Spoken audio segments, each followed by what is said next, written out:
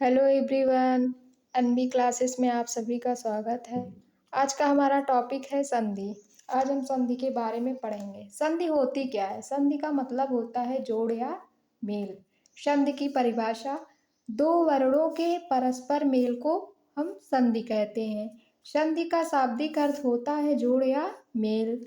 दो शब्दों के मिलने से एक वर्ण संबंधी परिवर्तन होता है जिसे हम संधि कहते हैं।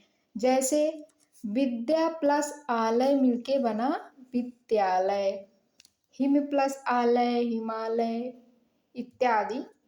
संधि के भेद। संधि के कितने भेद होते हैं? संधि के 3 भेद होते हैं। पहला हो जाता है स्वर संधि, दूसरा हो जाता है व्यंजन संधि और तीसरा हो जाता है विसर्ग संधि।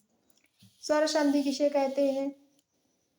स्वर संधि में जब पहले शब्द का अंतिम स्वर दूसरे शब्द के आदि स्वर से मिलता है तो इसे हम स्वर संधि कहते हैं। स्वर संधि में संधि दो स्वरों के मध्य होती है। जैसे हिम प्लस आलय बराबर हिमालय। आ भी स्वर है और बड़ा आ भी स्वर है, इक्वल बड़ा आ हुआ, इसीलिए इसे स्वर संधि कहते हैं। दूसरा टॉपिक है हमारा व्यंजन संधि। व्यंजन संधि किसे कहते हैं?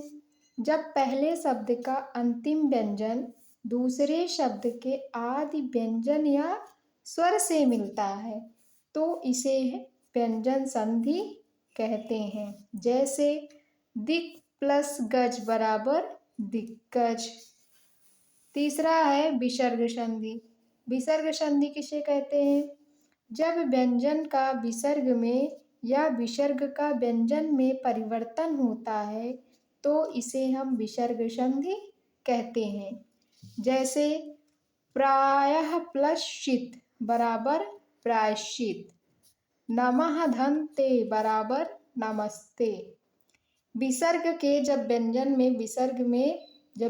का विसर्ग में और विसर्ग का व्यंजन में परिवर्तन होता है तभी हमारी विसर्ग संधि होती है।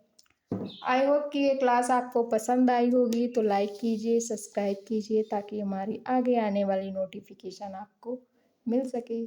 तब तक के लिए थैंक यू, बाय बाय।